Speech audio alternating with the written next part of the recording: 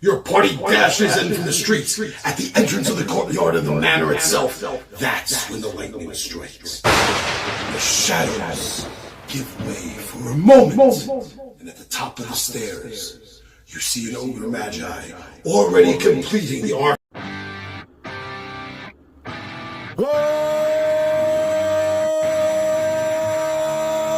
up, nerds and nerdettes and wee little nerdlings all?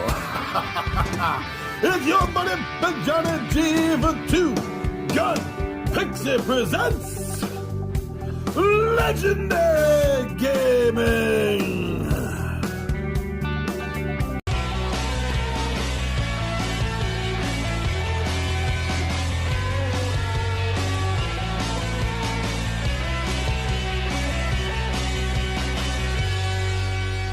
Shut up and sit down. All right, I want to get ready for a game. I want to put things together for a 4 Against Darkness game. That's what we got coming up, and it's a great filler RPG. It has a great opportunity to be a long-run game as well. But right now, we've been using it a lot as a fun filler RPG in between campaign sessions. Now, Tom Vulo wants to join in for a little bit of the fun, and I can never say no to him. So I'm going to be making him a character, but that's going to be another episode, which should be coming up next Monday, if everything drops correctly. We'll see. Fingers, toes, and tails crossed, my friends. So in order to do this, you're going to need a few things, like any good RPG. However, I feel that the simplicity of this game is going to be less than you're going to need for most RPGs. Now, this is the kind of game that you can play by yourself, solo. Completely soloable RPG light tabletop game. It was meant for that. But you can also run it with up to 3 of your other friends for a total party of 4 against darkness. Now, there even are some characters, some classes that are considered 5th party members. So you can, with the right party members, even play this game with 5 people at the table. But on top of all that, my friends,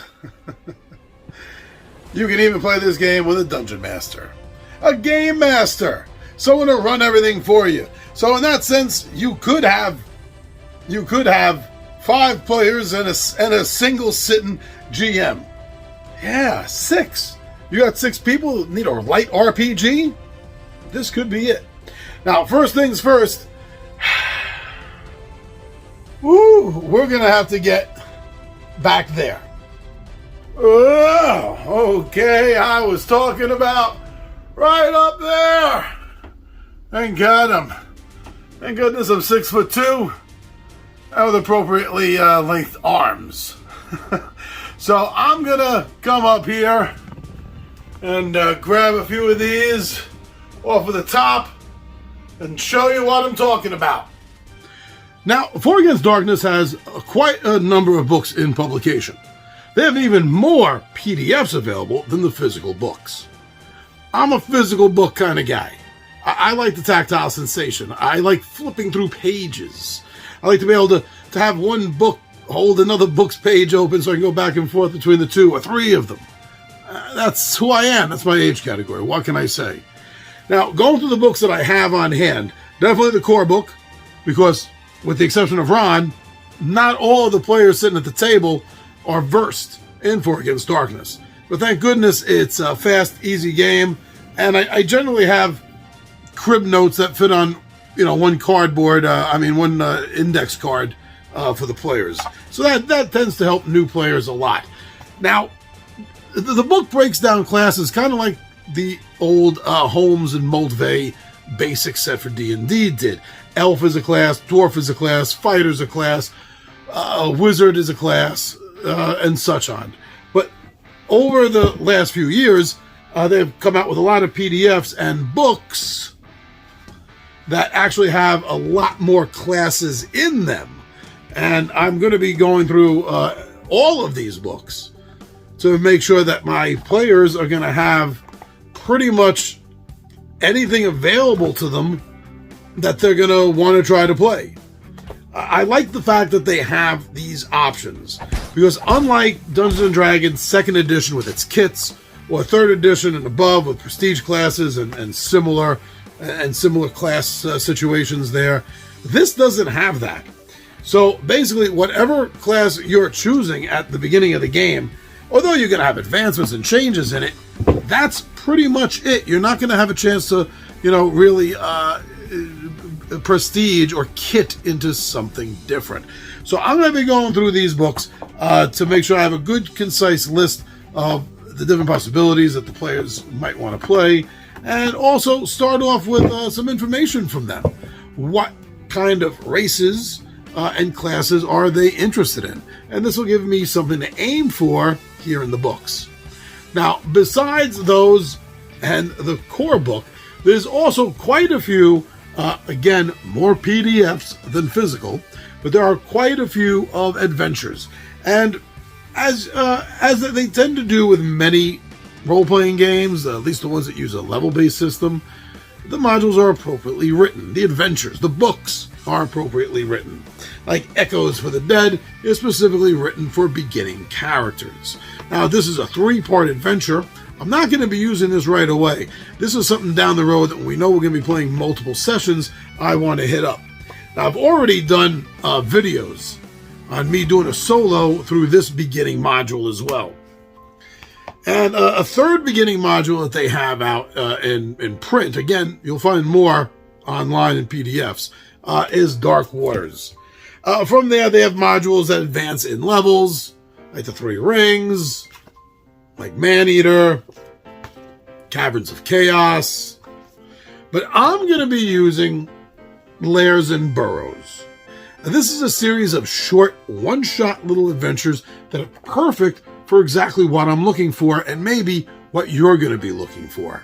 So they are exactly that. You can play these adventures as one-offs, with no real intro and no real outro to them, unless you were stringing them together.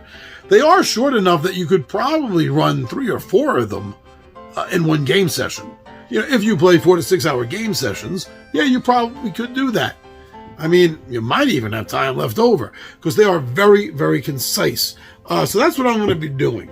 I'm going to be taking information out of this and getting ready for my adventure. Now, what else do they have? This I really don't need to tell you about for this particular game, but I really like these, so I just want to share it with you as a side note before I show you what else you're going to need, I'm going to need, in order to run a 4 Against Darkness game. They use the 4 Against Darkness rules to create other systems. So, Olympus has fallen. 4 Against the Titans. Different themes for each of these, right? 4 Against Mars. So in a sort of 1950s B-movie setting. 4 Against the Great Old Ones. Everything has to have a Cthulhu skin nowadays, right? No different there. And these two, now there is also 4 Against Ragnarok. I have to get that hardcover. Don't have that one. And there's a couple of real solo ones with Alone Against Fear, sort of modern horror. And one of my all-time favorite alternate games that they've done, and that's The Knight of Destiny, which is a solo run-through, basically, of being a knight trying to become a Knight of Arthur. Arthurian tale. So I don't really need any of these, but I just wanted to show them off for you real quick. But I will show you what else and if you're running one of these games, you are going to need. All right, so we got our books out, right? We got our core book, we got the adventure book, and we got books and books and books here of character choices.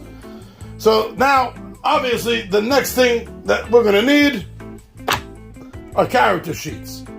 Now, I looked online. There's a lot of different versions of character sheets that you can get. They're all cool, one degree or another. I chose this one here because of its simplicity to begin with. Everything is super simple the way it's laid out, but also because it gives the option that you can write up. You can have 4 characters available on one sheet. So, in case of death, or you just want multiple characters so that there's multiple things that you can do during the course of your turn. And I have several of them here, besides whatever else is here. That's for basic D&D.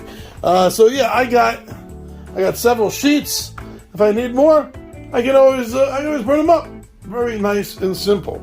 So besides the character sheets, another thing that we want to have available in this game is going to be graph paper.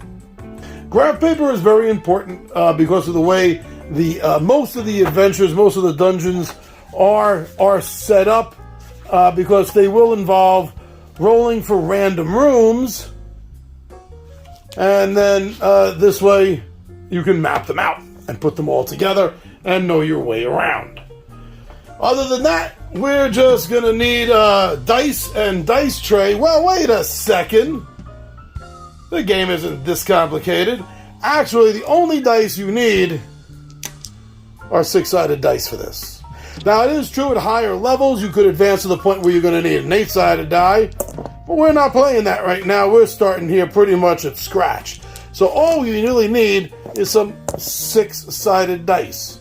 So go through your dice bag and make sure you get out all the 6-sided dice you can. You may need them. And then, of course, right, pencils. You're going to need a pencil for each of the players around the table. And in case you don't have a mechanical pencil, you're going to need a pencil sharpener. And also, you might just need some erasers. But that's what I'm talking about. That's all it is. That's all we need. We're going to use this stuff here on hand. And instead of a whole shelf worth of hardcover books, we're just going to need the rule book, the adventure book, and then maybe each player will want the reference book for their race in class. Dice, pencil, graph paper, character sheets. We're all set up. So if everything does drop correctly, then this coming Monday, you're going to get to see me make a character in advance, or at least maybe several of them right on the sheet for Tom Vulo. All right, thank you for joining me. I'm your buddy Big John Ed G for Two Gun Pixie presents Legendary Gaming, and I am out of here.